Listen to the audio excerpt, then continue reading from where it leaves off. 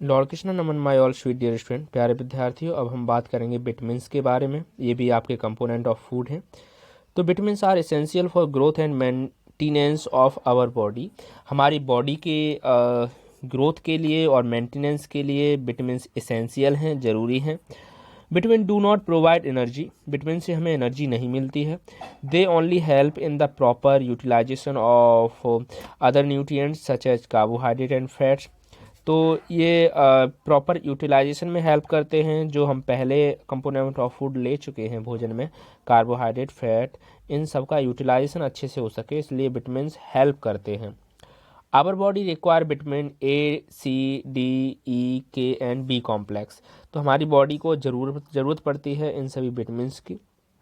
मेरे कुछ स्टूडेंट्स जो हैं विटामिन के टैबलेट भी लेते होंगे। यदि आप ऐसा करते हैं तो प्लीज़ हमें बताइएगा।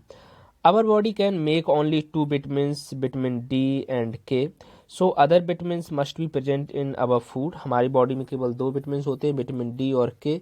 दूसरे विटामिन हमें फूड से मिलते हैं। ठीक है स्टूडेंट, डू यू नो देख लेते हैं एक बार।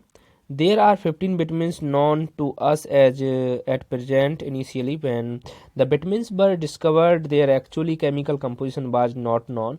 So these were called by the letters such as A, B, C, D, E and K.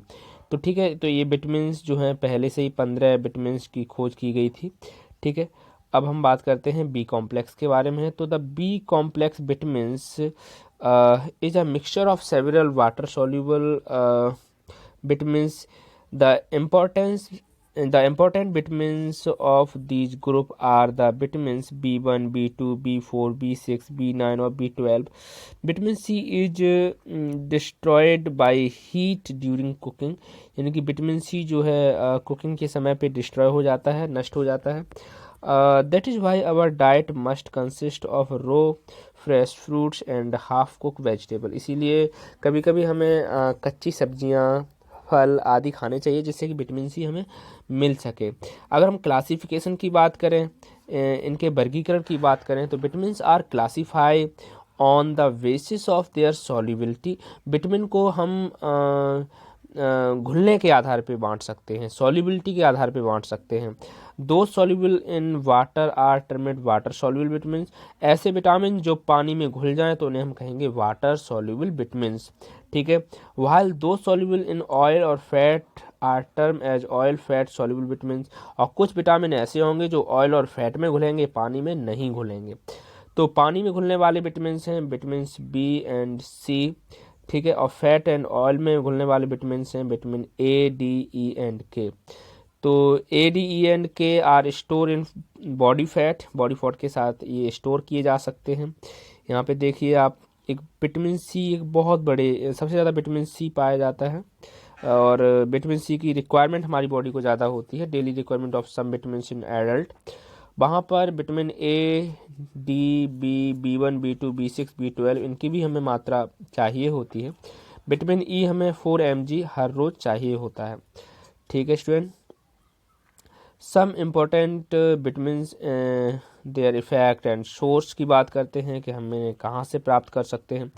तो विटामिन ए, प्यारे विद्यार्थियों, अब हम विटामिन के फिजियोलॉजिकल एक्शन और उनके सोर्स की बात करेंगे कि हमें ये मिलेगा कहाँ से। विटामिन ए जो है प्रमोट करेगा ग्रोथ को, हेल्प को, नॉर्मल नाइट विजन यानी कि आपकी रात में देखने की क्षमता को बढ़ाता है विटामिन ए। और इसका अगर सोर्स देखें तो ग्रीन लीव्स वेजिटेबल यानी कि हरी पत्तियों वाली सब्जियां, carrot, ripe tomato, pumpkin, cod liver, oil liver, ये सब में विटामिन ए पाया जाएगा। विटामिन डी जो है आपका करेगा aid normal growth of bones and teeth. अगर विटामिन डी यानी कि धूप में आप बैठते हो और विटामिन डी लेते हो तो आपकी हड्डियां मजबूत होंगी, दांत मजबूत होंगे, है ना।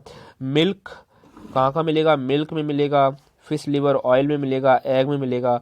और एक्सपोज्योर टू सनलाइट, ये सनलाइट के सामने बैठने पर भी हमारी सेल्स के अंदर विटामिन डी एक्टिवेट हो जाता है। विटामिन ई क्या कहाँ से मिलेगा, एड्स नॉर्मल रिप्रोडक्शन, हमारी बॉडी के रिप्रोडक्टिव पार्ट को मजबूत करता है विटामिन ई। ये हमें कैसे मिलेगा, सोर्स क्या है इसके, तो ग्रीन लीफी वेजिटेबल हैं, बटर है, टोमेटो है, जर्मिनेटेड ग्राम है, व्हीट ग्राम्स ऑयल हैं, तो ये सभी विटामिन ई के सोर्स हैं। विटामिन के हमें कहाँ से मिलेगा?